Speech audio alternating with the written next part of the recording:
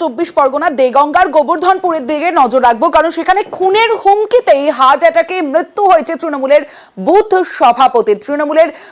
সভাপতির মৃত্যু। খুনের হুমকিতে হার্ট অ্যাটাকে মৃত্যু। তৃণমূল বুথ সভাপতির মৃত্যুতে অভিযোগ পরিবারের।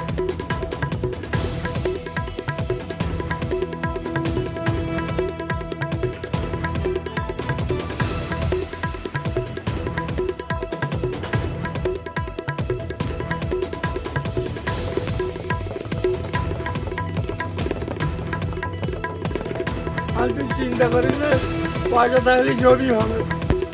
তুমি আজকের 70 বছর দাদু করেছে, তুমি করতেছো কেন? ওরা আমার কথা দেয়, আমার কাছে টাকা দেবে না কেন? এই টেনশনে মারা গেছে। ফিরোজমণি। ফিরোজমণিটা কে? ওই যে সবাই জমি কিনেছে বাবুদের কাছ থেকে। ওর কোনো পরিচয় আছে ফিরোজমণির? কোনো